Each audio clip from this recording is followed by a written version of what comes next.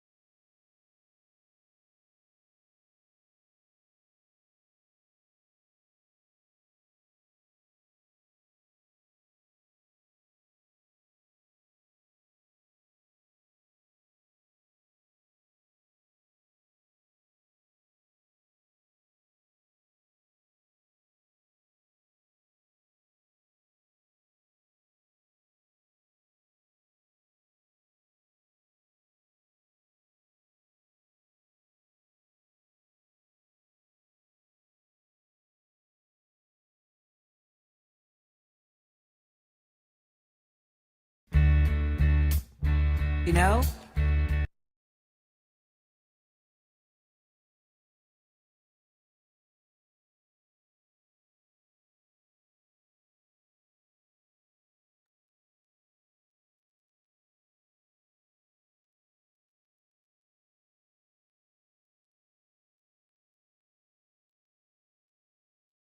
There's some delay.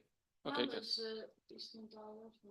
Yeah, so there's delay. I stopped the. But if you play it, Every now and then, I think you might like to But hear you'll get something it from us. with 30 seconds delay. Nice.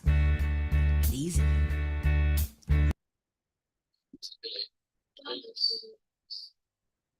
Yeah, so there's delay. I stopped the. Oh, yeah, but there you go. Play it. Every now and then. Yeah, it worked. But and with what delay. happened yesterday? It's just something. So what was the setup that you Yeah. used? So it's doing when I share the screen. You did the same. So in the second time you also did it. So it's important to know. I did that, yeah. Yeah, I did the that. second time it should have worked. So okay, so share it again and play it again. Yeah, so now there we go. There's just one thing. You see, we never, ever do nothing. Nice. Easy. We always do it nice and rough. No, it's gonna work that one. So it's gonna come with a delay. So no, it's working, right? Miracles happen. So, yeah. Your ends are miraculous. It's a miracle. You came here, you touched it, and it's working. Yeah, let's keep rolling, as Tina Turner says. Yeah. All right. It's all right. I just.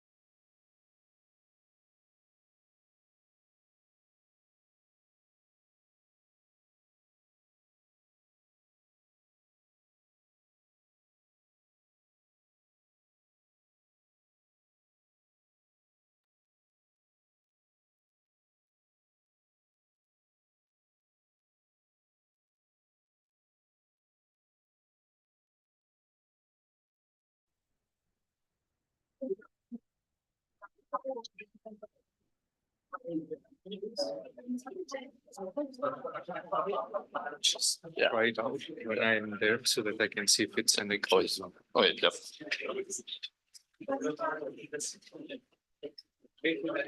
Hello. It's working. All right. Yeah.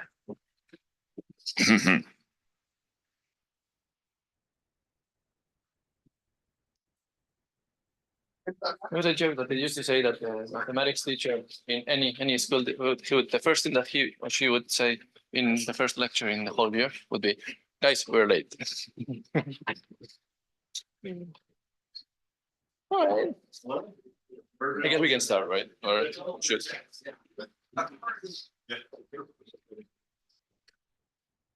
So nice to see you all here.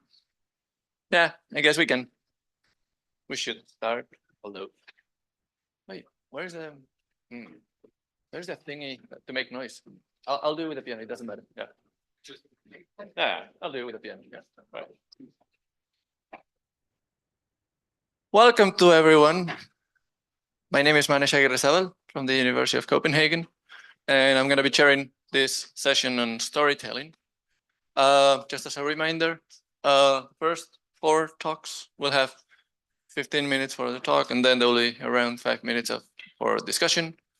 I'll try to keep track of the time. So, and then when 1 minute is missing, yeah, I'll play a pretty well-known song in the piano. All right, and when it's over, I will just say it.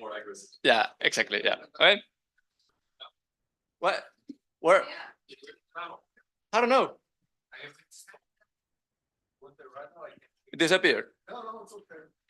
So well, new techniques, new traditions. You know. Right. So guys, yeah, please. Thank you. All right. So hi everyone. My name is Antoine Belmar and I'm with my colleague Philippe Tolke. We're really happy to be here today presenting our recent work called The Biomechanical Poet, an immersive audiovisual playground for brain signals and generative AI.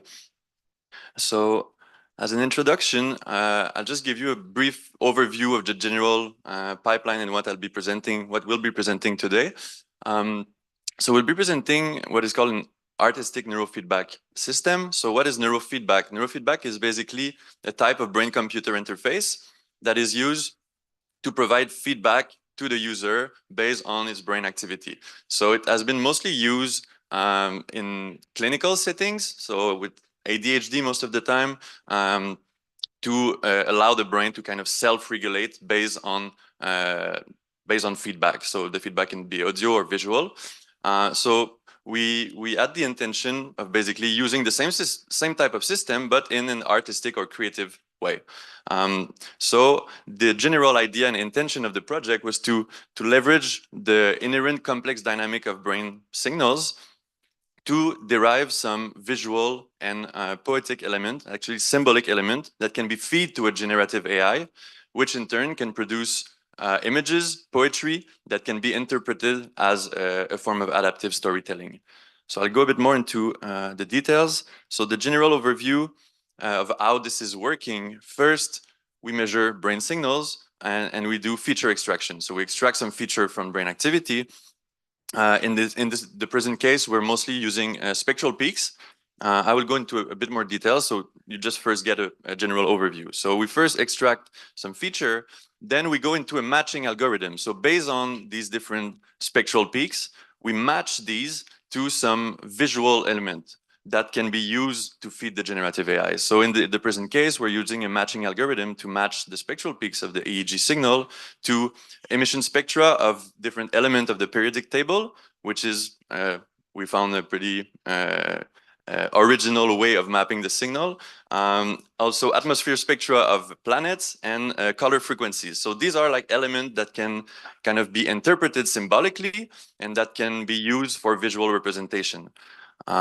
After that, we do this symbolic assemblage where basically we use the different elements, planet and frequency and colors, and we feed that into 2 different instances of an LLM, which can be either GPT-4 or Llama. It can be running locally.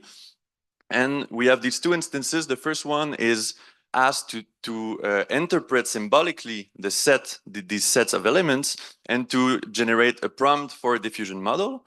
And the second instance is using the same set of elements, but is asked to generate a poetry that will match the visual. And then we have the diffusion model that will provide some visuals, and another instance of an LLM that will provide the poetry. So this is a general overview of the pipeline. At the same time, we have some music generation that I will go really briefly, because actually if people are interested into how we can convert brain signal into music, you can come talk to me after. It was like the main focus of my PhD, but in the present case, it's kind of we added some music, but we more focus on the visual components. All right, so this is just a few little overview of what it looks like. And so basically it can be used in installation setting. So here you see some people experiencing the biomechanical poet, and some examples of visuals that has been generated with the poetry that is written in the bottom. And there's also a voice generation that reads the poetry in real time. So the idea is really to have a dynamic landscape, dynamic playground from which we use the complexity of the brain signal to provide some inspiration for narrative. So how is it working? So first, for the EEG processing, the feature extraction. So we extract spectral peaks. So the idea is that you have your EEG signal and you can look at the spectrum of your signal. So classically in neuroscience, you will look at the power in different frequency bands. So you have like the delta, theta, alpha band, and so on. And this has been correlated with some cognitive aspect of brain functioning. In the present case, instead of using the power in these bands, we actually looked at the actual frequencies, the peak frequency in the spectrum. And to do that, we use a data-driven approach. So instead of looking at the spectral peak in each band, which are actually pretty arbitrarily defined. So like the alpha band is like between 8 and 12 hertz, like generally, but why between 8 and 12? There is kind of some, we build on past empirical findings, and to be able to compare between with other scientific work, you kind of build on what has been done already. But in the present case, we were interested to match these spectral peaks to other elements. So instead we use the data-driven approach, which is called the empirical mode decomposition. So this allowed to decompose the signal into different components, and we looked at the spectrum of each of these components and find the peak frequency. So from that, we have brain signal into spectral peak frequencies. Then we do the matching algorithm. So the idea was like, what in nature is made of frequencies? There's so many things that are made of frequencies. So how can we match this like harmonic structure in the signal? So the relation between the frequency and brain activity as some form of information that is obviously super difficult to control. So here the idea is not to control the system, but to provide some form of intuitive dynamic with which you can interact. So first, for the element of the periodic table, the idea is that each element has an absorption and emission spectra. So this is used classically in like astrophysics to identify the component of stars and stuff like that. So basically we had a dictionary with all the elements of all the frequencies related to these elements, and we do a matching algorithm between the spectral peaks of brain signal and the spectral peaks of each element. So we can identify top 2 or top 3 elements that resonate with the brain activity. We do the same with planet spectra. So depending on the atmosphere of a planet, you have a specific spectrum of frequency that is basically the combination of all the elements in the atmosphere. So the NASA provides a super nice actually interface for generating spectra of different planet and exoplanet. So we use that to generate a spectra and do the same principle of a matching algorithm. And finally, for the colors, the visible spectrum is more or less ranging 1 octave.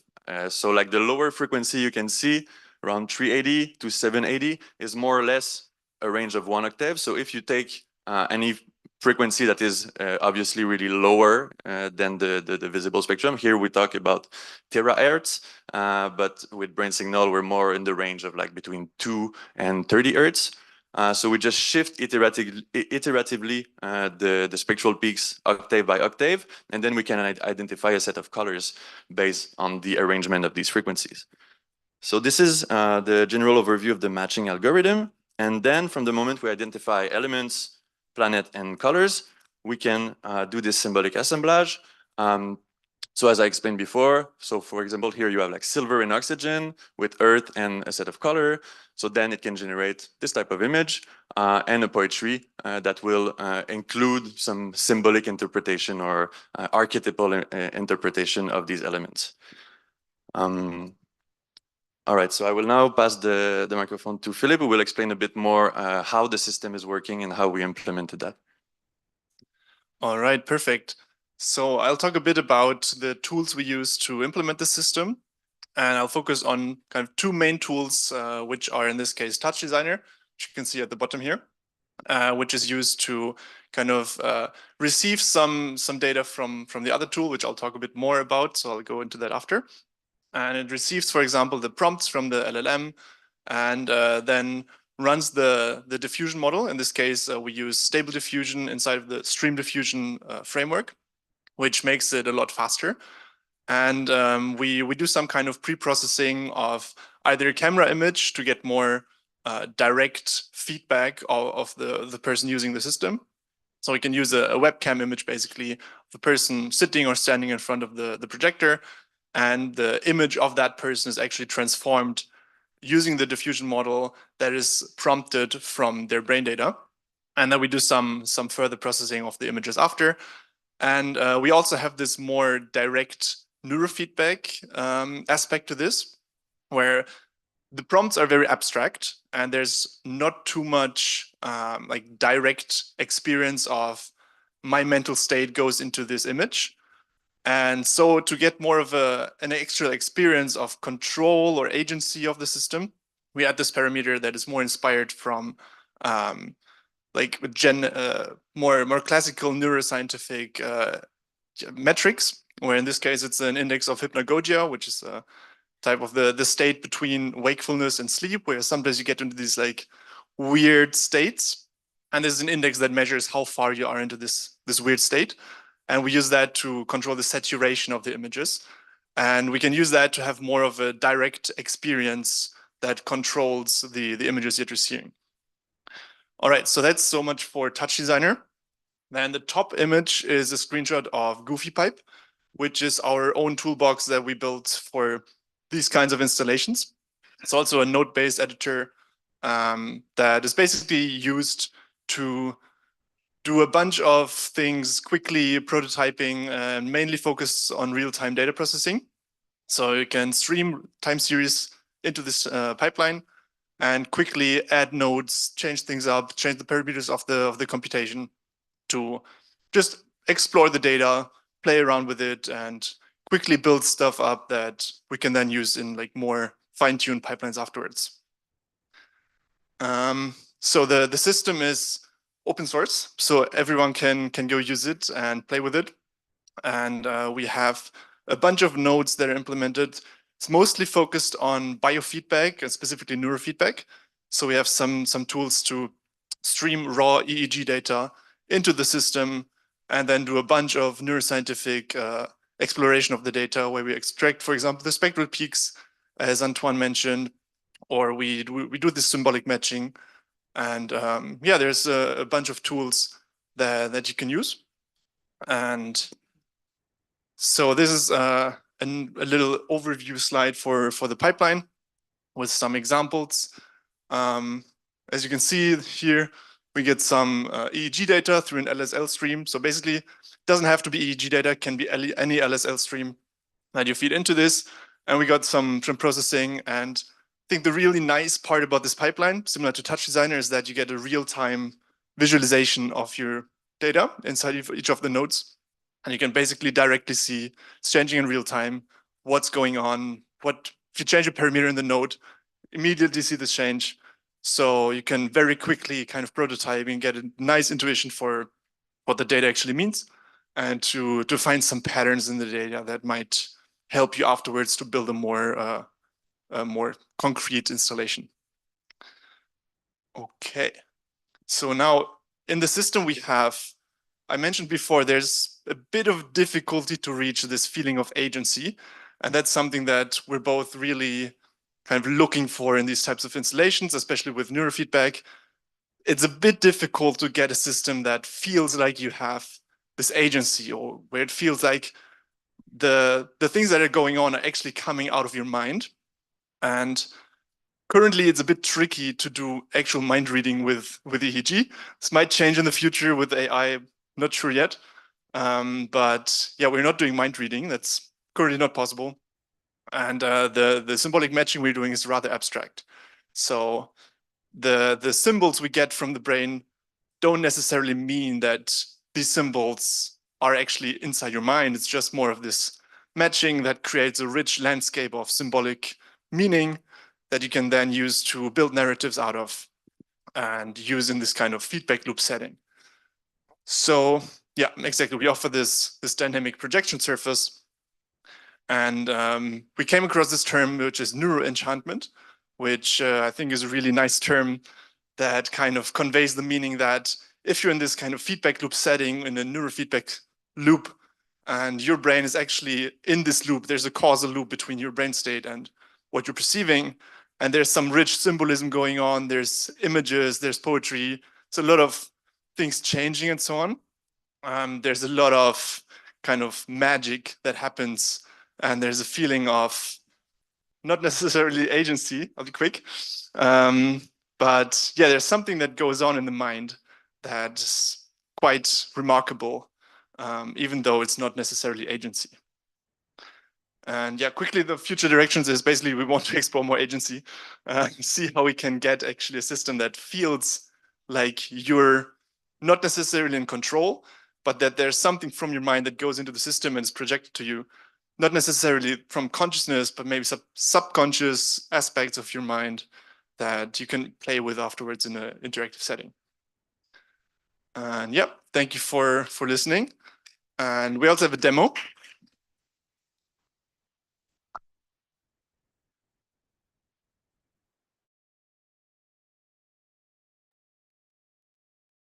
Okay, is there any questions? There we go.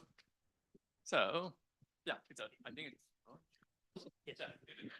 Thank you. It's interesting. I come from a partly psychological background, and one of the things that immediately jumps out at me with this is a potential danger, which is that of implicit learning. So humans learn implicitly all the time from everything they hear around us. I now live in Belgium, and after 7 years, my language is starting to change because I'm hearing so many non-native English speakers speak, and I hate it, and I can't stop it. I can't stop it. Is there a danger here that you get into a sort of feedback loop where people learn the association and the association becomes the learning, and you kind of go into I'm not going to call it a death spiral, but certainly a spiral into some place where everything stays the same? You mean regarding the images or the symbols that stay the same? I mean, anything where people are learning from something which is somehow monitoring their mental state, and there is a causal connection between those things. Huh? Yeah, I feel like the mental state is so rich that it's the danger might not be that big, that you go into some kind of stagnation loop that doesn't change anymore. And there's so much going on in the brain that we can measure with EEG. And there's a lot of things that are always changing. And the brain doesn't really go into kind of a fixed state, even though it might feel like your conscious state is rather smooth and continuous. If you look at the brain data, there's a lot of things going on very quickly, a lot of oscillations, a lot of back and forth. And the conscious state is just a small fraction of that. So we focus on kind of taking the raw data and doing some symbolic matching.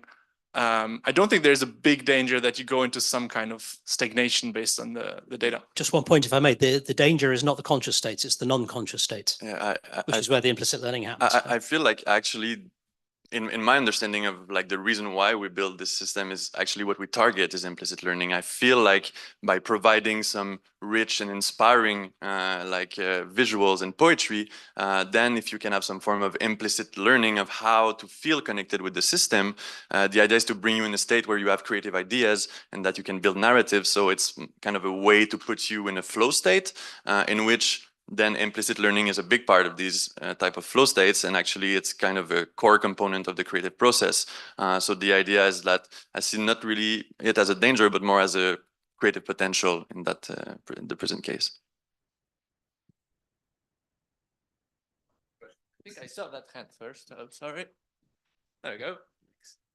First of all, thanks for that. That's really cool. But at the same time, I'm kind of scared of it because that's the kind of thing like a lot of people kind of say, you know, the intersection of generative AI, brain-computer interfaces, and virtual reality is kind of like how the Matrix starts. And even before that, like the Apple Vision Pro that now has sensors that can read your brainwaves and so on. And some people think, well, that can be used to create very addictive content that we already have a big problem with that.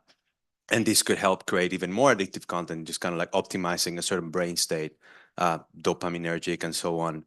So I was wondering, I'm sure you kind of thought about some ethical implications of this. So I'm thinking I'm wondering how you're engaging with the ethical implications of this sort of technology in the future. Yeah, I mean, I can start and I let Philip answer after, but I feel like there's a lot of development like neuroengineering and like a lot of application in neuromarketing of these type of tools.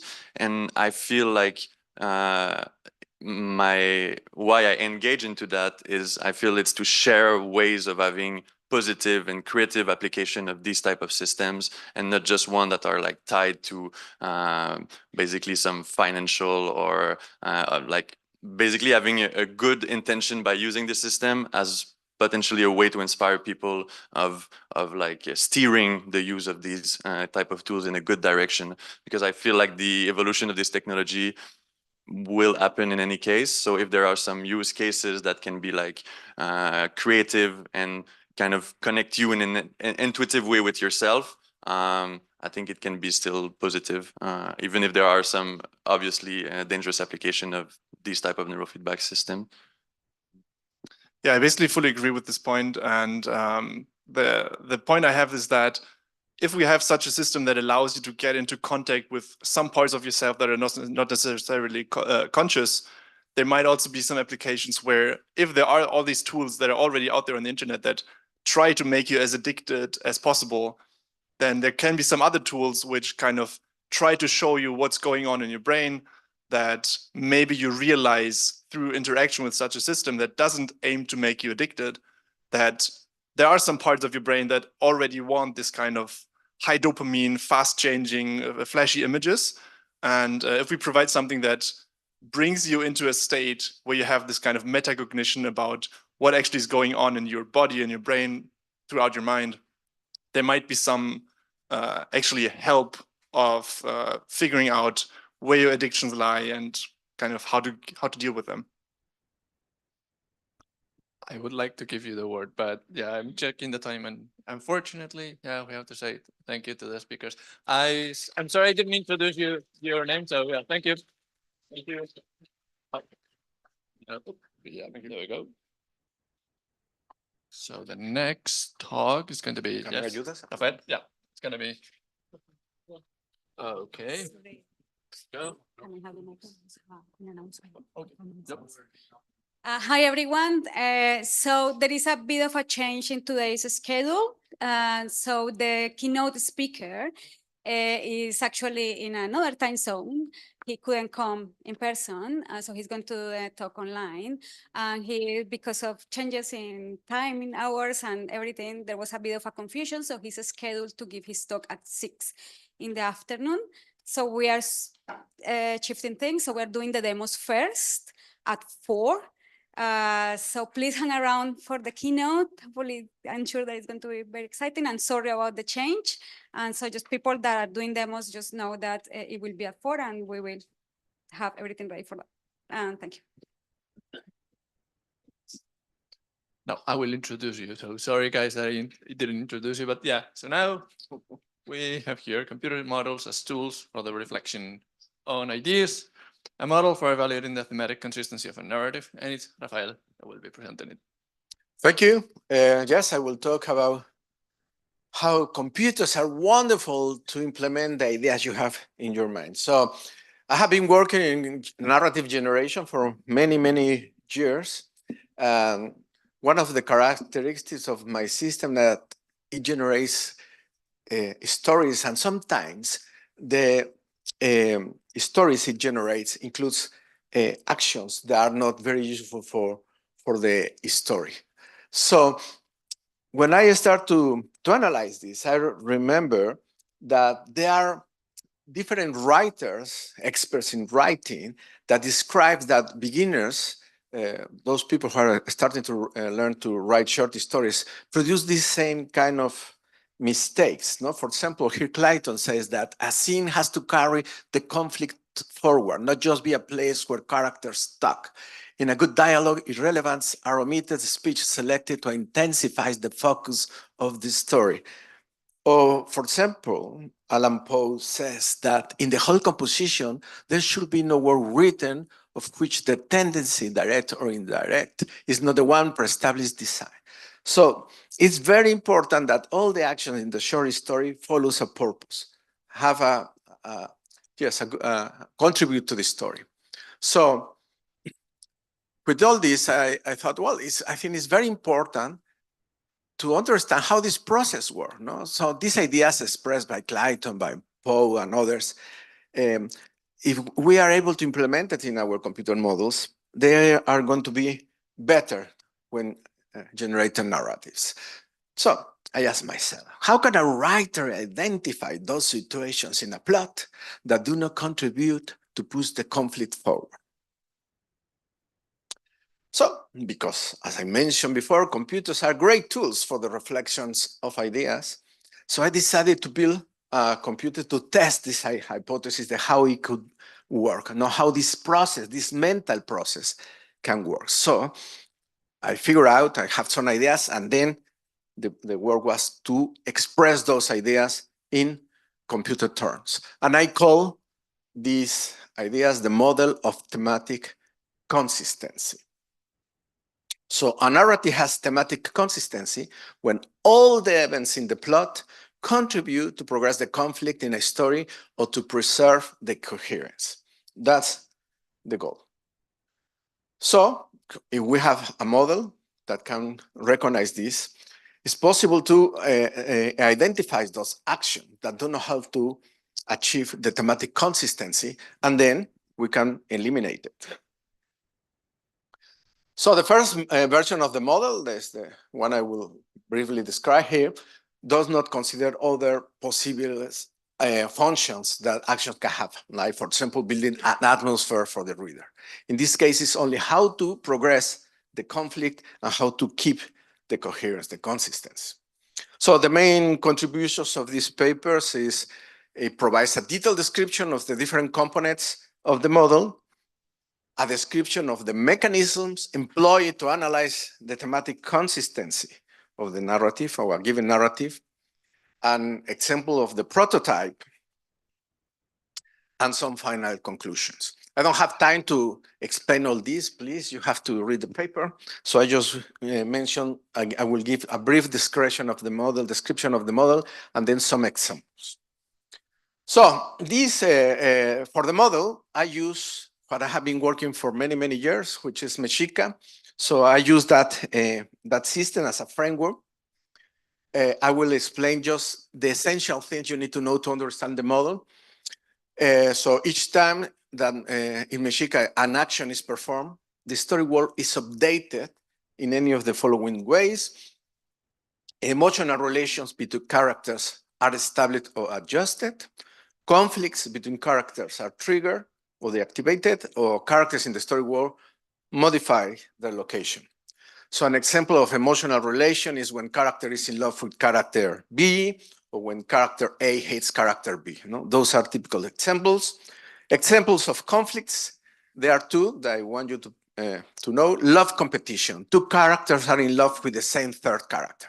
That's typical, and clashing emotions. A character hates and loves at the same time another character. Okay, so all actions, as I mentioned, must help to develop the conflicts or keep the coherence. So how the model works. This is an example of a narrative. It can be provided by this, generated by Mexica, or it can be written by a person. It's the same. So how can we move this?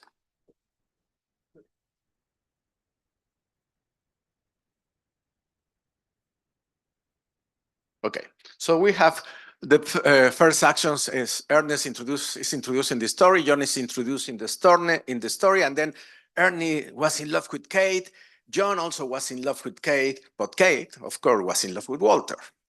So Ernest got very jealous of Walter because Kate gave him a lot of attention. So Ernest got really angry and killed Walter.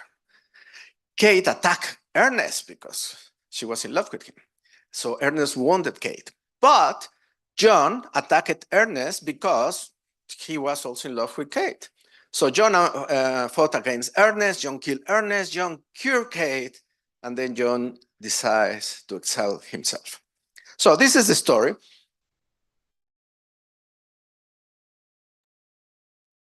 No change, what happened? What did I do? I don't know. Oh yeah, there we go. Yeah, now we can go. Okay, so now I will show you what the system does, how the system analyzes this story. So first, the system divides the story in 4 groups. I don't have time to explain the details, but the idea is that these groups have elements in common. The sequence of actions are just have some similarities. So there are 4 groups that emerge from this story. And then each of the actions are analyzed to see if they have a function in the story. So the function of actions 1 and 2 is to introduce the characters in the story. So, okay, check, they are useful. Then we have actions 3 and 4. So in action 3, Ernest is in love with Kate, and John in the 4 is in love with Kate. So that produces a conflict. No? Remember that we have a conflict that is love competition. These 2 actions trigger a conflict, which is good for the story. So they are checked. They trigger love competition.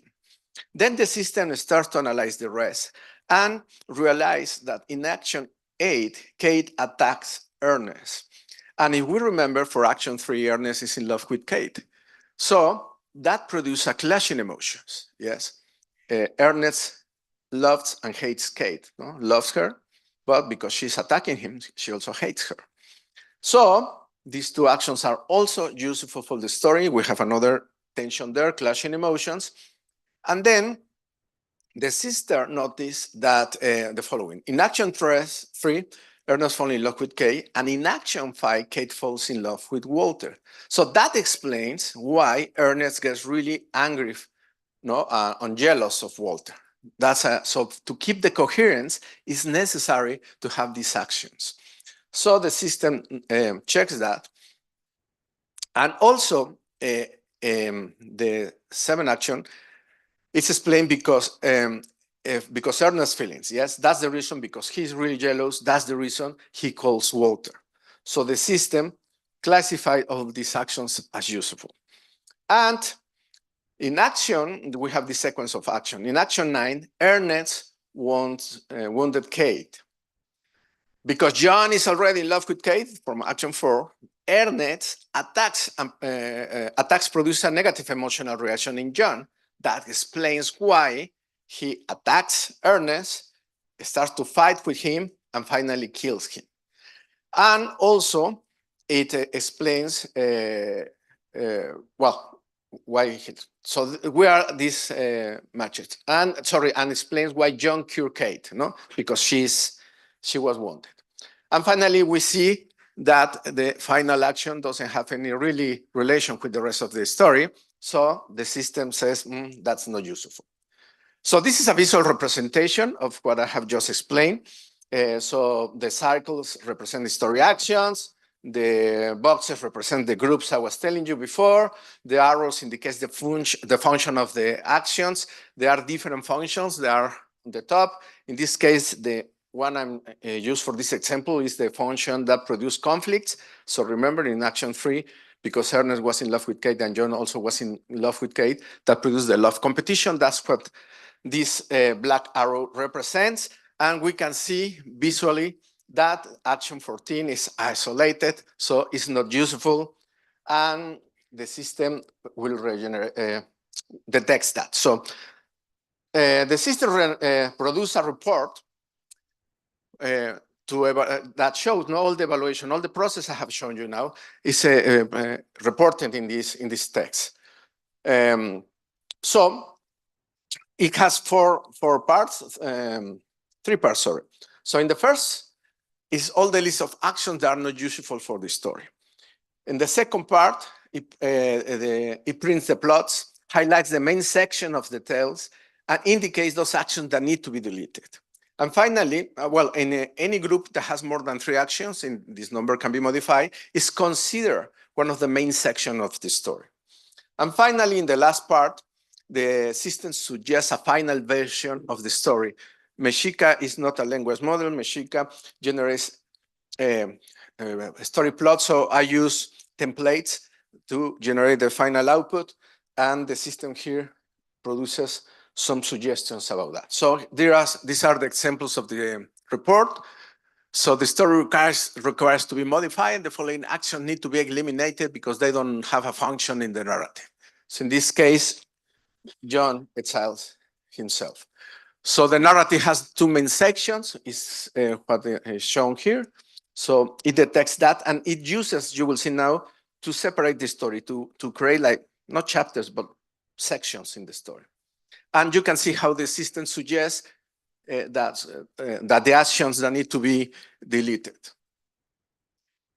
So this is the final, the suggestion of how the final story can be represented.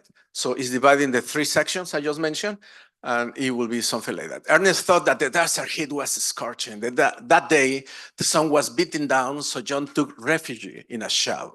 Ernest was in love with Kate. John was in love with Kate. Part 2. Kate was in love with Walter.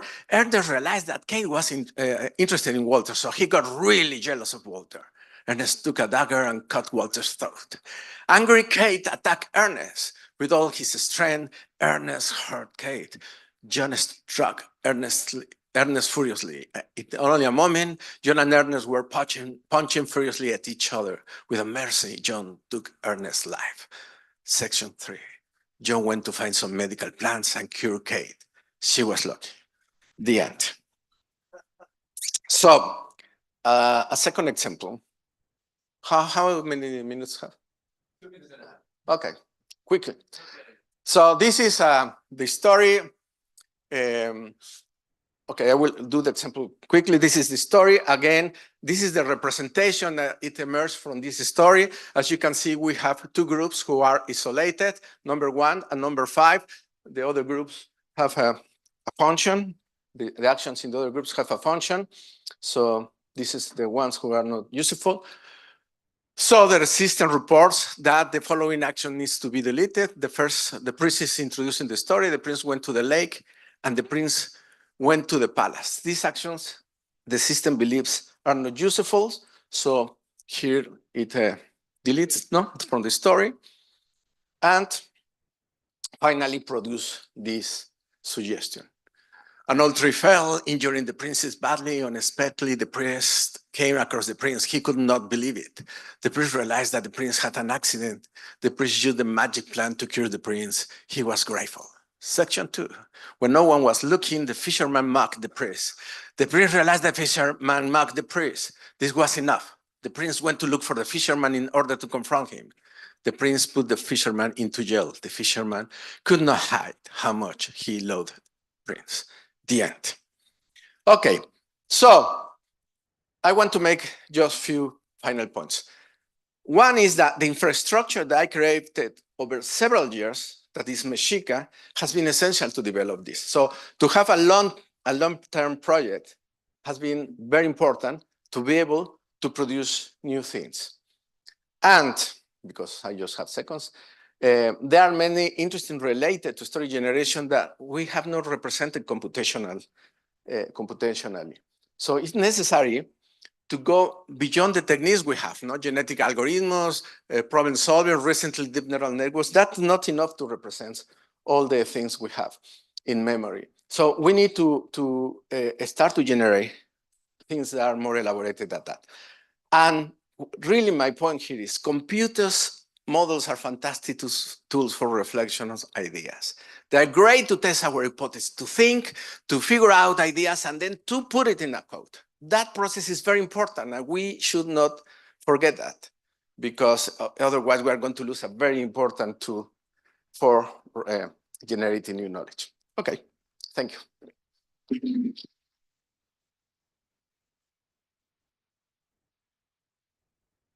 Thank you very much. So there we go. First question.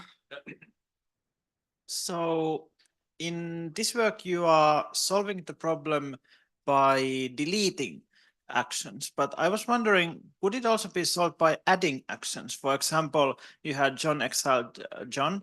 Maybe you could add something. For example, maybe John hated violence, and then when John performed violence in the sequence, that resulted in John exiling himself. And have you considered this approach? Maybe it could be included in future work. Yeah, in fact, that's how the system Mexica generates his stories. It produces something and then analyze what he has produced and include new actions to make, so in order they make sense, yes? So that's the engagement reflection cycle that I don't have time to explain, but basically that's the main part of reflection. So it's already included in the generation of the narratives. Can I include in this part? I think it's a good idea, no? I think it can also be used to expand the final story. Okay, but if it does that, then why did this story have unnecessary actions if it creates these actions by making them useful? Because the system, the idea of this system is to represent engagement during the creative process. So the typical example of engagement is daydreaming. So when we are daydreaming, just generate ideas, and sometimes they are loose. They don't have a clear connection with the story. And that's what I'm trying to represent, that mental process. That's the reason the outputs sometimes include this, because it's reproducing that mental process, which is what many writers do as well. No? So that's what I'm interested in, to try to contribute to understand what happens in our mind. Okay, thank you very much for the answer and for the presentation.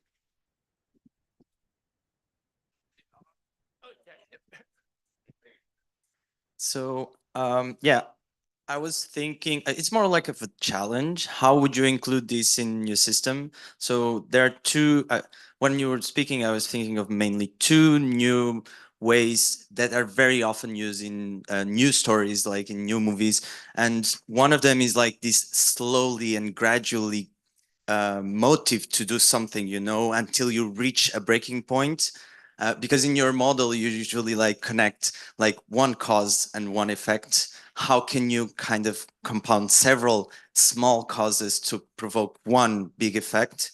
And the second one is like how you could represent neutral relationships that are actually important. For example, when you have characters that are parents of another character, and like being neutral to that, like a son being neutral to their parents, is actually very important. Or for example, another example is like husband and wife, and you're like, when one character is neutral to the other, it means something very relevant, because you're expecting is basically like a subversion of the Chekhov's gun. Like you're expecting something and it's actually neutral. How would you represent these two mechanisms in your system? The system, let me answer first the second. The system represents different kind of relationships. So for example, in the case of the father and the son or daughter, if that's relevant for the system, the system will notice that and put a positive mark. But it has to be relevant for the story. So it's included, this kind of relations, so this action that have that function.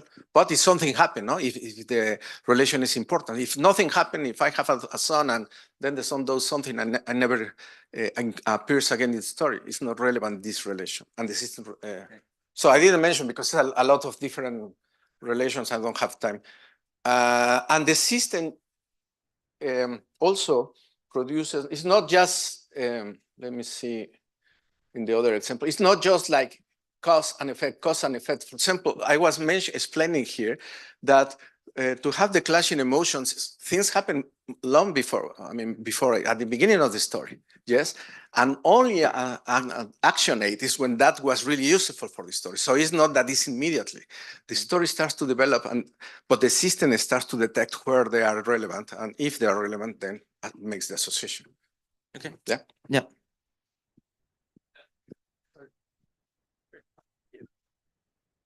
All right.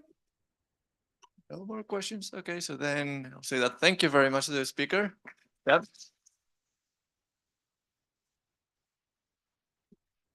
Now the third speaker is going to be Paula Gervas, and it's going to be talking about evolutionary plot arcs for a series of neurally generated episodes. Oh yeah. No, this one? Yes. Hello. Second. That's just, it was. Oh yeah. Sorry, we have this careful setup, so the whole thing gets recorded. So Yeah. I'm assuming it'll appear in YouTube at some point. Yeah. Thank you. And with this one, and then we create that. We should do this one first. Now, I need to do this. And it was this one, I think. Hopefully this works. Okay. So thank you, Manish. So what we are trying to do, we've been working on narrative for a long, long time, trying to use knowledge-based solutions, trying to represent mostly structures that we know and we understand and we perceive when we see narrative in the real world. And so what I'm going to tell you today is well, there's all these neural solutions and they all work really well. And one of the things they apparently do very well is to generate stories. So how can we make use of those? What parts of what they do are better than what we had and which ones are not? And basically that's the theme of the presentation. So the motivation is we were looking at these, there's a now series of films and TV series and so on are becoming very popular, and even universes of series of films about the same characters in the same universe. And so what we're trying to do is get these neural generators and see if they can do this kind of thing, but they are known to have problems. They're generate very good fluent text, but they have problems with long-term structure. So this might be a challenge for them. At the same time, the knowledge-based solutions that we had generate very much the kind of text that Rafael was showing for his examples, not even the finally realized template-based ones, just John loves Kate and John hates Kate and so on. So we thought maybe there was a room for improvement by combining these two things. So that's what we're going to try to do. So I'll have to run through, if you're interested in any of this material, it's more detailed in the paper. The problem with these things is they're very qualitative. You need to work your way through the examples. These things are really good at producing long streams of text, so you have to go through those, and I don't want you to read them. Serial narratives, what you have is essentially two different ways of looking at this. You can have what they call series, where you have lots of different episodes, and each episode has its own plot, and it doesn't really matter if you see them in a different order because they all make sense. Whereas a serial is really a one long story cut up into pieces, and if you see them in the wrong order, you're not getting the real story. Now, what is important for us here is if you want something to be a story, it has to have a beginning and an end and something that runs through. This is very much what Rafael was describing. There has to be a connection that runs you through the story. So if you want this to chop this up into episodes, it's not enough to just cut anywhere. And I mean, this you can do, but you're not really getting the effect we want. You could also just write different episodes, completely different ones, and they're not connected. And that is also not what we want. What we really want is something that puts the two things together, right? You have the series is a series of episodes, and there is a plot to the series, and an overarching plot for the whole series, but each episode has its own subplot, and it starts and has a beginning and has a sense of closure for the episode, and so on. So that's what we're trying to do. The solution we were using before all this happened involved an evolutionary solution based on knowledge-based resources. So this is a classic film you'll know about, and if you think about this, it's made up of a number of pieces. There's a hero saves the world plotline.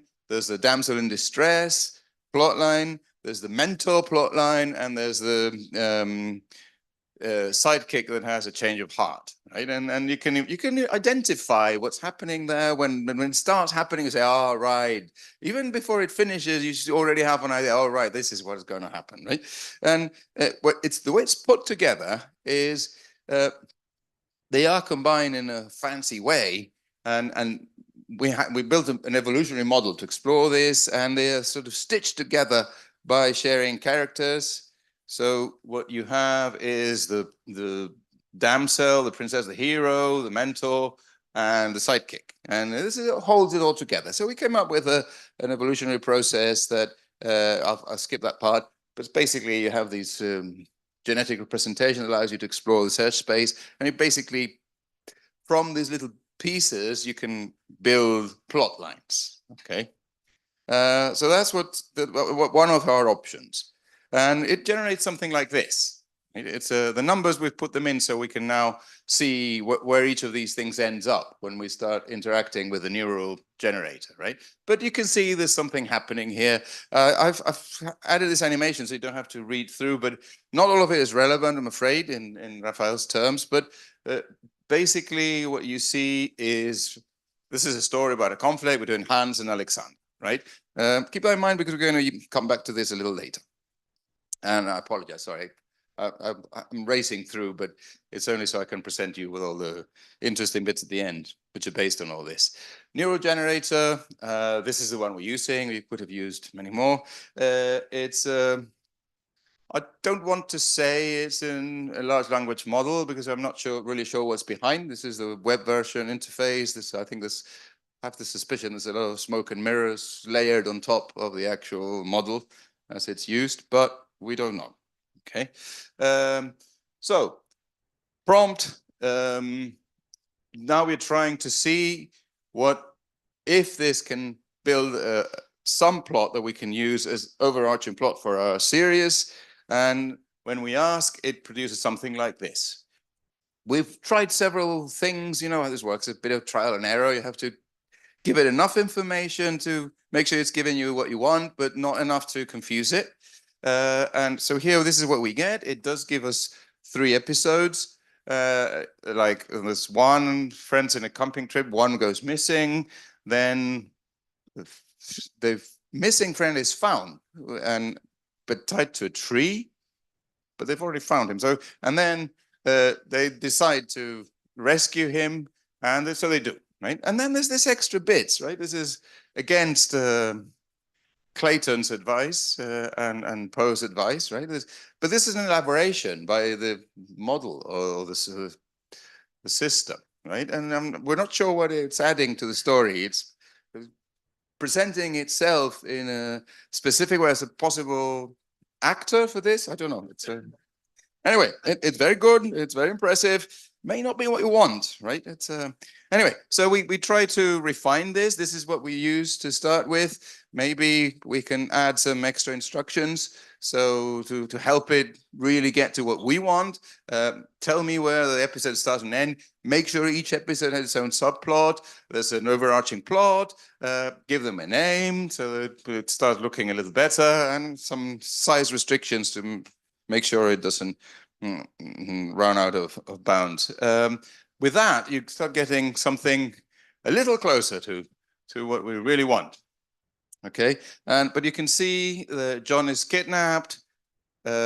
Peter comes and arrests Jane for kidnapping John. John is relieved that he's safe. Okay, there's the big first episode, kidnapping, looks good. John is now in Peter's hands. He has to think of a way to rescue John. But I thought John had already been rescued. I'm a little confused here. But he is rescued again. Okay. So second episode is John is rescued again. Okay, fine. And third episode, they get together to catch Jane, who was arrested in the first episode. So, I mean, I'm sorry, I'm not trying to be nasty to this thing, but clearly the moment you start adding instructions about this, breaking into the episodes and having subplots and all these things, it gets confused, right? So we need to find a way around this to take advantage of its ability to generate fluent text, but without making it run into this confusions. Okay, so what we thought is maybe we can use the other stuff, generate the very flat descriptions and use that to drive the generation of fluent text. So that's what we're doing here. And we've tried several prompts to see what is going to happen, providing as part of the prompt this set of facts that I showed you earlier, which gives you the overarching plot. So you get something like this, okay? And I've put in the numbers again to show you where the numbers in the original sequence have ended up in the new sequence, because essentially what's happening is, sorry, I'd love to let you read it, but then it would take too long. But this is the summary, right? What happens with the first prompt, you get all the facts in and 17 extra facts that weren't in your specification. And it sort of jumbled up a little bit only the order in which the facts appeared. Right? With the second prompt, it's getting a little better, but you're losing half of the facts, mostly, adding double the facts. And the third, I mean, for each prompt, we're trying to add extra details to try to avoid these mistakes. But it doesn't quite work. At the end, we're almost getting there, but there's some facts missing, and the order is a bit jumbled as well. So again, this not a task that this thing likes, okay? So what can we do? So we tried, this is, let's use our system to generate the whole structure, not just for the overarching plot, but generate substructures for each of the episodes. And this is the kind of thing we can do. It's basically running, you take parts of the original story and rerun your evolutionary generator, and then merging new facts for a new subplot to the parts of the overarching plot that you've decided to put in that episode. So what we're getting here is now the first episode. You can see in bold there the original overarching plot for the series. We're now adding a subplot to the first episode on Hans's aspiration, and then there's a romance for Hans in the second episode, and a romance for Alexander in the final episode. Remember, the whole thing was all about the conflict between these two. So you're getting something not necessarily terribly good. We could run Raphael's thematic consistency checker on this, and it might do a good job and clean it up a little. But now we have this, we can try to get neural rendering of this. And if you do, with a plot like this, right?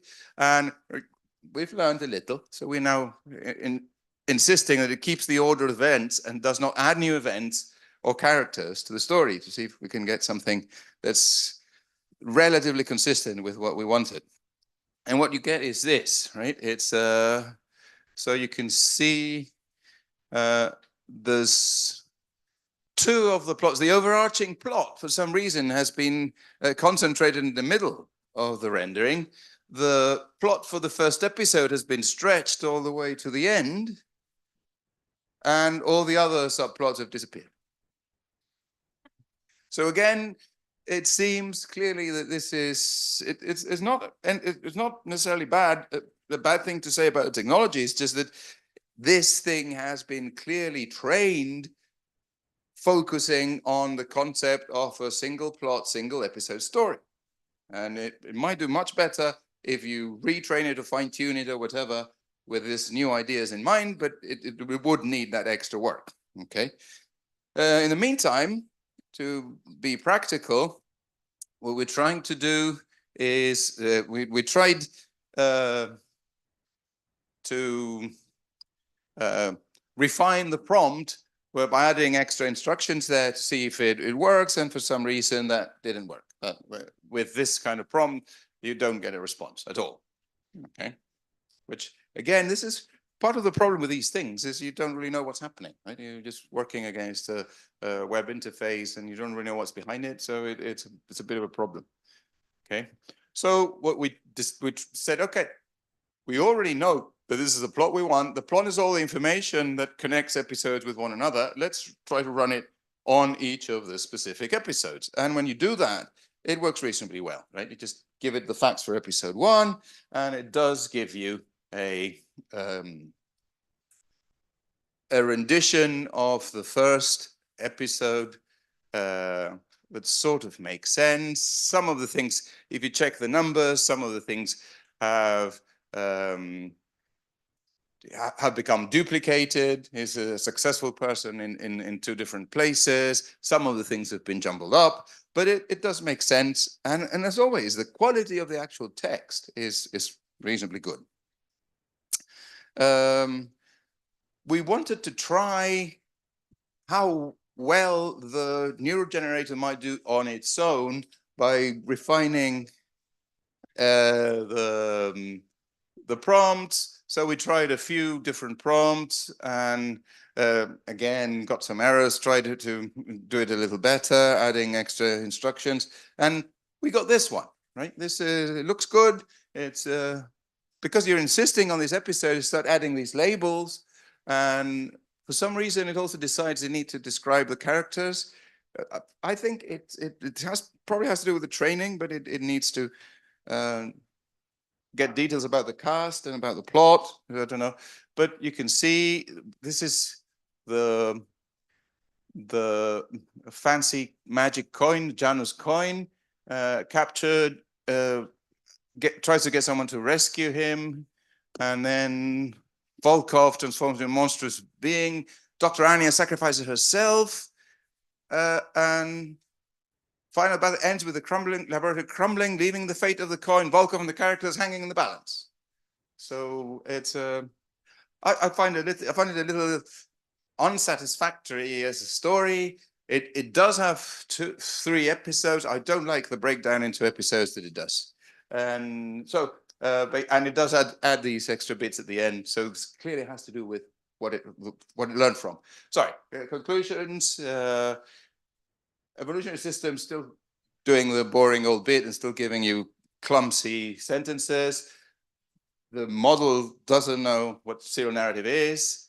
It's good at non-serial. It will break the thing into pieces if you push it hard enough, but each piece will just have a fragment of the overall plot. And that's it. And basically, future work, I mean, yes, there's a lot of things we can still do some future prompting, fine tuning, and so on. But that's it. Thank you very much. Thank you.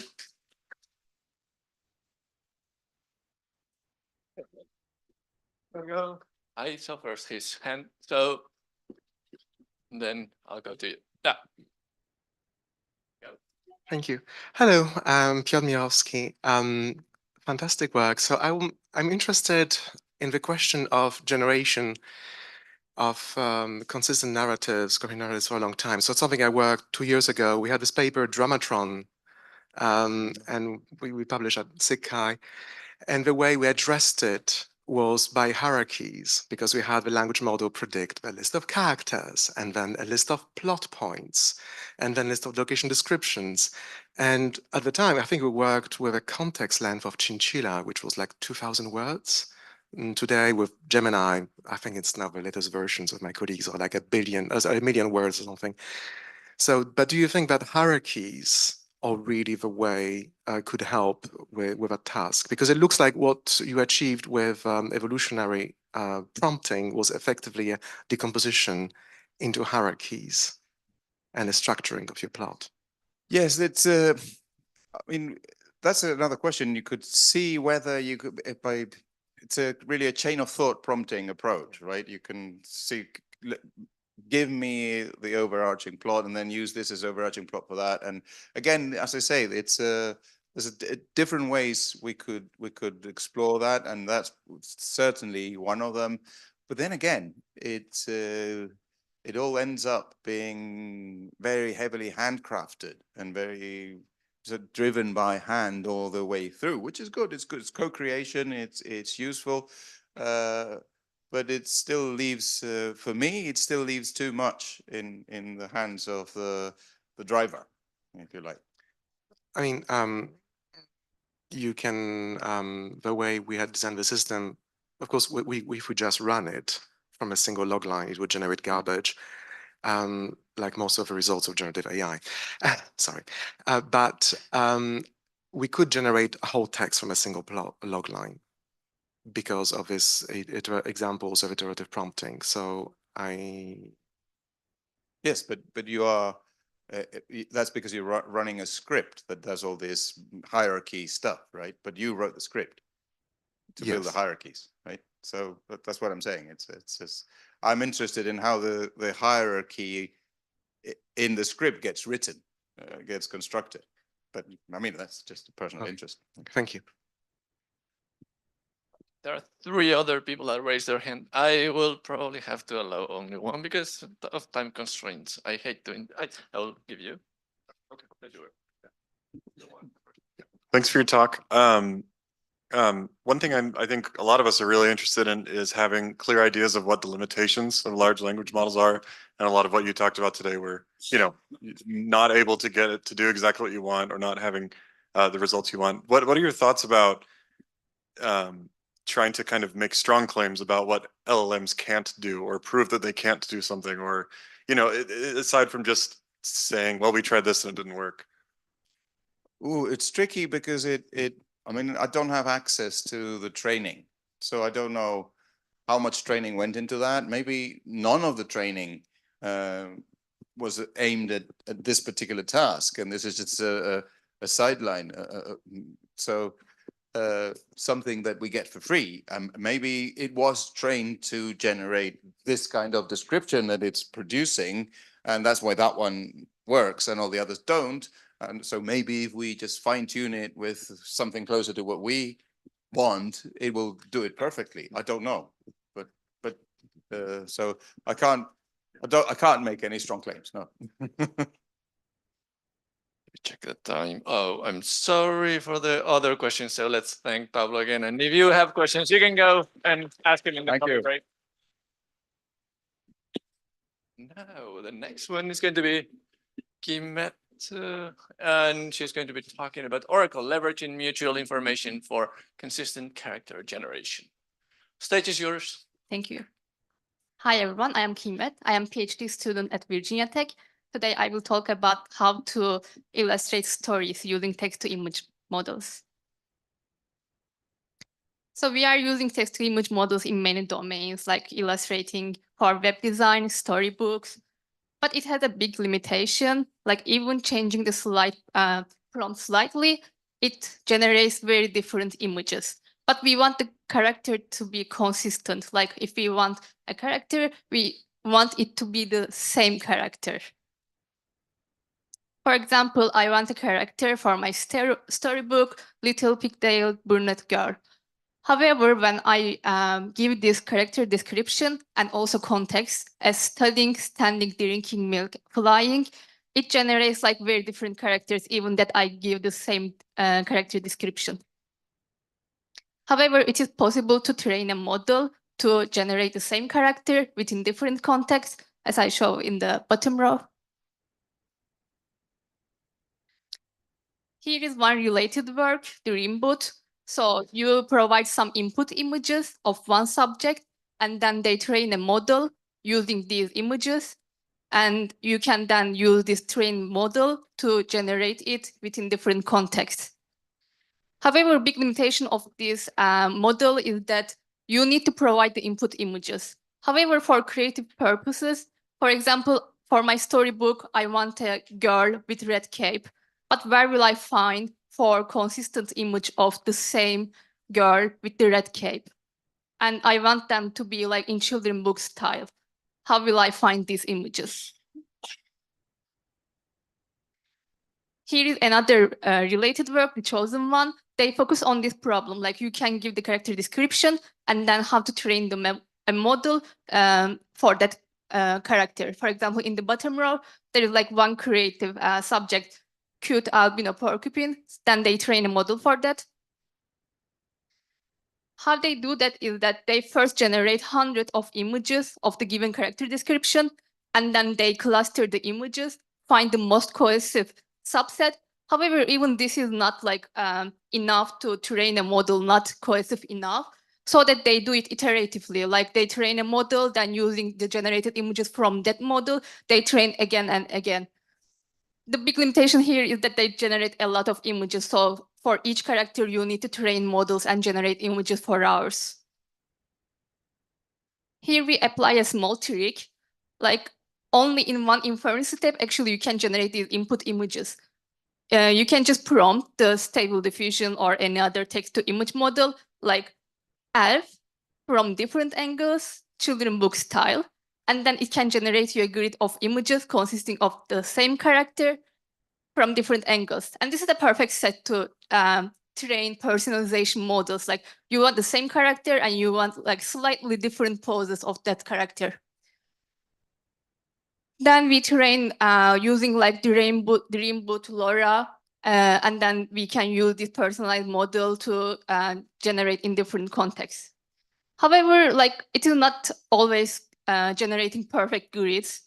Here, as example, in the bottom row, second image, like it doesn't look well, so it shouldn't be in the training set. Here, mutual information comes into play. Mutual information is basically like here X and Y are distributions. So it checks like how much the two distributions share information. So H of X is like uncertainty of X. And the second term is like by knowing Y, how much uncertainty of X remained. So basically like if I know X and Y are like very close, then the mutual information of them will be like very high. So why don't we use like traditional image similarity scores, but this one? Because this focuses on like distribution, so the order of pixels doesn't matter. So when we give the same character from different angles, distribution basically does not change. So the order of pixels doesn't matter. But what is the distribution of images? So we bind each pixel value to histogram. Like there are many green pixel values, then the green will be high. And then we compare these distributions. So with mutual information, we can eliminate that part. Here are more examples of candidate set refinement. So like in the other grids also, there are some parts that shouldn't be in the training set. We can eliminate them using mutual information. And like for the last one, like all of them are like in brown jacket, but that one part is like in blue jacket. So it will generate some inconsistencies. So we can also detect using our method. Here are some examples. The leftmost side is the generated grids using like in generating in one single inference step, like a cute child with curly hair, cartoon style, green cat, children book style, woman with red beret, watercolor style. Then we generated these grids in one inference step, and then using these parts, we trained the LoRa model. Then we can generate all these images with the trained models. So we can generate in contexts like running in a street, swimming, reading a book, building a Eiffel Tower, and so on. Here are some more examples. As I said, like for creative purposes, I can imagine any character. Like for example, I thought like bulldog with jacket, like I will have a character like that. Then I can generate a grid for that. And like we can do it in many styles, children book style, flat color, as well as realistic style. Like in the last column is in realistic style. So to evaluate our models, like we need two things. The images itself should be consistent. So for that, we use image similarity score. And also it should align well with the given text prompt. So we are checking if she's really writing a letter. For that, we are using clip image text similarity score. There are mostly trade-off between identity consistency and image prompt similarity. For example, I will show like IP adapter is good to maintain the consistency. However, it is so well like preserving the consistency that it cannot align well with image given prompt. We also conduct the user study, like we gave from 4 models and in different contexts, and we wanted to like scale it in from 1 to 5. Around 50 persons attended. Here are some qualitative comparisons with other methods. First one is LoRa Rimboot, IP adapter, the chosen one, and ours. As I said, like for example, for the IP adapter, like images are very consistent. However, if you check the last one, like not driving.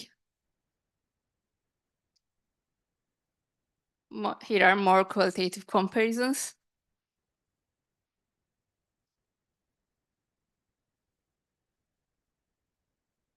So we can use our method for story illustration. Basically, our method works like for single character. However, there are some tricks to like add additional characters. Like for example, here we train the model only for blonde man with green shirt, watercolor style. However, for the cat, we use the prompt like black Bombay kitten, but we can generate the same cat within different images.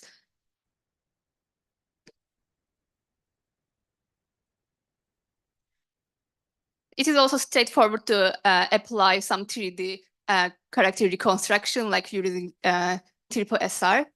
So you can just feed directly into 3D reconstruction models.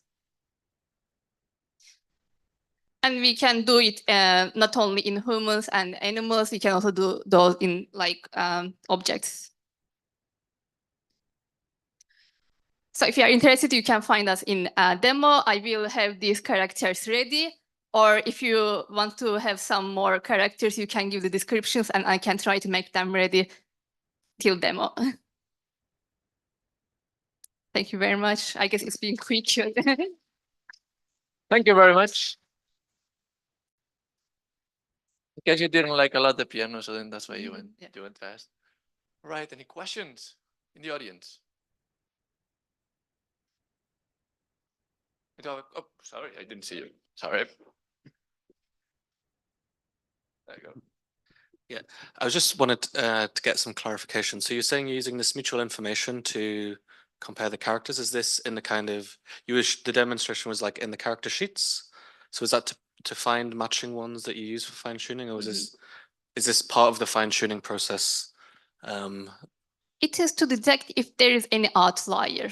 Okay. Like, yeah, here, like this part is not consistent with the other part. So we are generating the grids using stable diffusion in one step, but the grids are always not perfect. So there are some parts should be eliminated. How will we detect is that like we are checking the mutual information for each pair, like this pair and this pair, like all the combinations. And then we check the average mutual information. This one is like much lower than the others. Then this part should be eliminated. Like, okay. And are you like automatically partitioning? Sorry? Are you partitioning these characters? Yes. Sorry. Okay, yeah. Yeah. Okay, fine. All right, interesting. Thanks. Right. Any other questions? Oh, there we go. On the other side. Yeah. All right. Sport is good. There we go. Sorry for having you run so much. Yeah, thank you for the presentation. I was just wondering, for example, I mean, there was this example with that blonde man and then coming with a family, and then suddenly the family also looks like they escaped out of a Riefenstahl movie.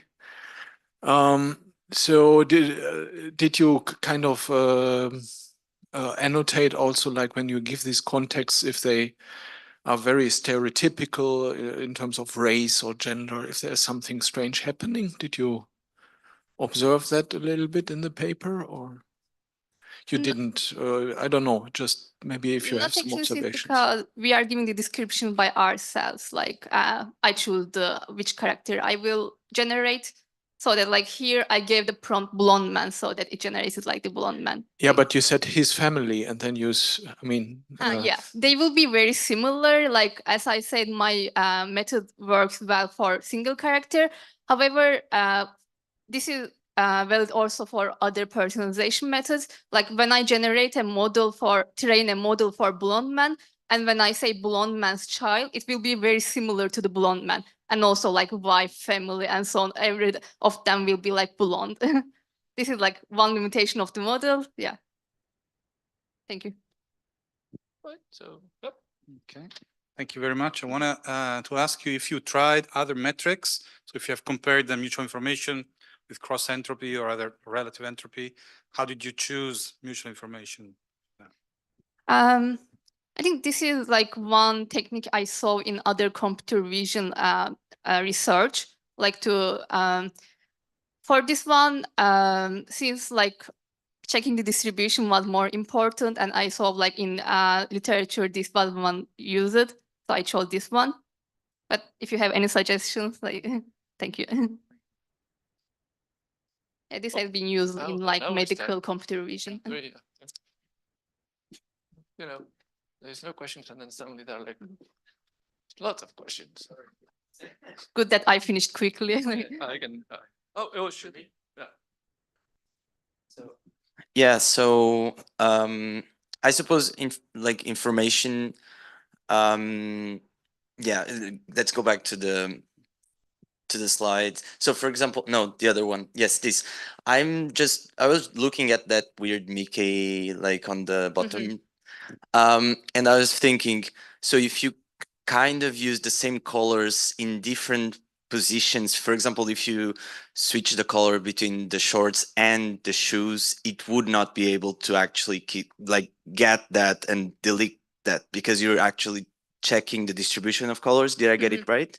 And that's what's happening there. Okay. Do you have any way, do you thought of any way to solve that problem? Like just swapping colors would it would not be caught by this way of deletion. And do you have any idea of how to solve it? For my project, I thought different colors should be a problem. Like sometimes it shouldn't generate brown jacket and sometimes blue. But do you think like for some purposes, color shouldn't matter? I think it could be possible with some like manipulation techniques. Like if you think only one color should change, like only red and yellow should be like interchangeable, then I think there could be some manipulation technique. Like the most used color like should not matter, but the distribution, like the intensity should be the same. Yeah, that I think it could be easily introduced. Thank you. Hi, thanks for your great work. I'm interested in the 3D model generation with your method. But actually, I see it's possible. But why didn't you use this 3D model as an evaluation of your approach? Because then you only thing you could focus on is the view invariance. So multiple point of view, but the consistency of the object, 3D object, I mean. Yeah. Could you repeat like using 3D to evaluate? Yeah, 3D, so generate a 3D model and then to evaluate the quality of your method. Why didn't you just, check the consistency from multiple views of the same object? I see. That may make sense. I'm not sure like how well it would work with 3D. I never thought of it. Like I think it can be something like can be tried. Yeah, I think we need to try like only giving one part of the image, would it work well? Like, can it complete, like, imagine the other side? I didn't work much on 3D, but I can check on it. Thank you. Right, so now let's thank the speaker again. Thank you very Thank much. you very much. And I'm going to call Santiago, who is going to present Payador, a minimalist approach to grounding language models on structured data for interactive storytelling and role-playing games. And give me 1 second to put the slides ready. Because I got it. Oh, where are you? Who's here? There we go. Save as. Documents. Stop sharing. Now go to the. Oh, sorry. Okay, sorry. Getting the microphone. Okay, before starting, I want to thank all of those who visited my poster and made the beautiful comments. It was really helpful and I really had a great time. So thank you all. Okay, so I'm Santiago Góngora. I'm a Uruguayan master student. Uruguay is a country in South America. We are only 3 million people, and that's so little for South America, but not for Europe, I think. So, okay, so today I'm going to present part of my work for my thesis, and it's called Payador, and it's an approach that uses language models to do some controls over symbolic data. Okay, so for my master thesis, I'm working on role-playing games. Okay, so what I'm trying to do is like to model the main mechanisms that game masters use to run an RPG session. So basically, what the game master does, like in this case, she does, is like she tells the story and tells the challenges and creates challenges, creates contents for the players to interact with. And then the players will say, okay, so I want to do something, and then she has to adapt that to the world that she is narrating, okay? So as I'm trying to model a game master, what I'm working on right now is interactive storytelling, okay? So among all the problems that are faced in interactive storytelling, one of them is the word of the problem. Okay, so let's say that in the inventory of the player, there's an apple and the guitar. And the man here says, I want to eat the apple I have. So we will expect that the inventory now has just the guitar, not the apple, okay? So this is so critical where you have an open world, you know, like there are some items or things that are not pre-programmed in the system. So as I'm working in role-playing games, this is like critical, you know, we have to have some sort of freedom for the player. Oh, sorry. So in a previous work, we found that LLMs are really terrible doing this, okay? So we need something to control it, or at least to help the developers to detect some of the problems that arise. Okay, so the main thing about Payador is we want the developers to focus not on the pre-programmed actions of each component of the world, but the possible transformations that the fictional world can have. Okay, so to do that, we have this structured data representation having items, locations, and characters. And then we have a large language model that acts as an oracle. So yeah, an NLP expert will say that I'm doing a mistake saying this, but we can think like this is an oracle of common sense reasoning. Okay, so in this case, in this simple case, the player is in the garden and says, you can access the cabin and the mansion hall, and you have an apple, and you can see a toy car. So the player says, I bring the toy closer with my right foot, and then I take it with my hands. Okay? In a classic approach, we'll have to model all those actions that the player wants to do, like stretch a leg and blah, blah, blah, blah, blah, and take the item. So in the Payador approach, you only focus on the outcome of those actions, just the the toy car now is not longer on the floor, it's now in the player's inventory. Okay, so finally, here's an overview of the Pechador approach. And well, basically we have the world state represented as structured data. We render it using simple sentences, and we combine that with the user input and some instructions for the world of the problem and feed all of that to the LLM. And then and then the LLM gets that and outputs this, the predicted changes in the world. And then we update accordingly the world state using that.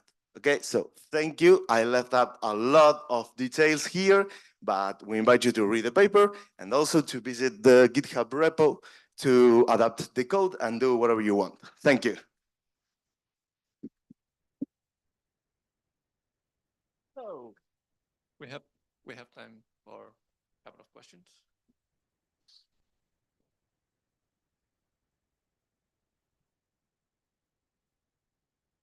I'm curious what kind of testing or evaluation you've done to characterize how consistent or complete or accurate it is. Like, you know, like how often it gets things wrong or moves things in the wrong place still, even using your method. Well, perfect question. So we did not do a formal testing, you know.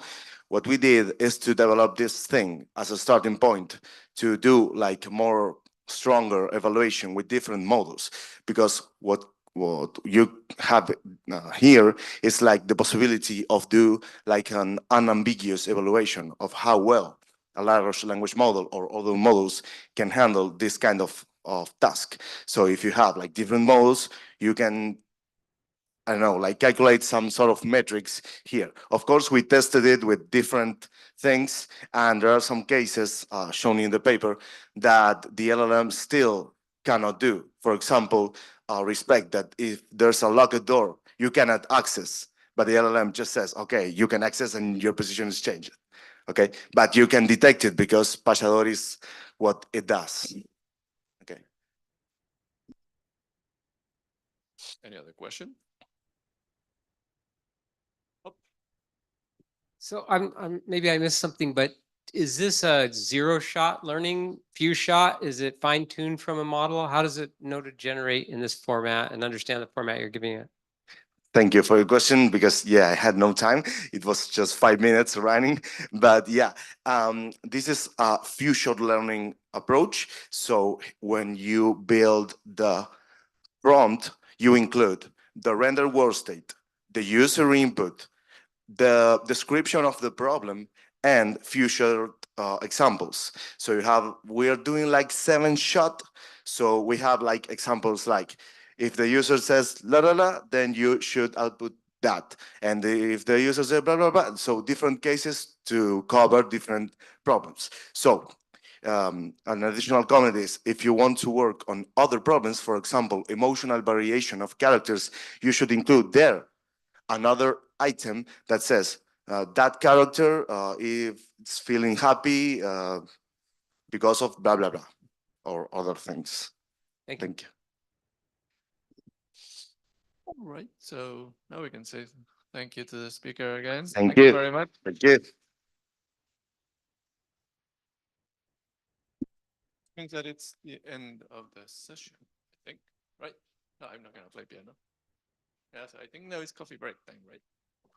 I'm not, yeah, so coffee break. Go and enjoy your coffee. And then the demo. And then the, oh yeah.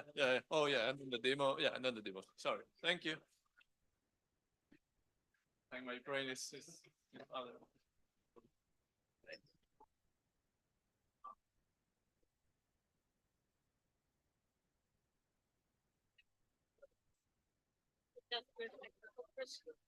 Everyone's, we have a coffee or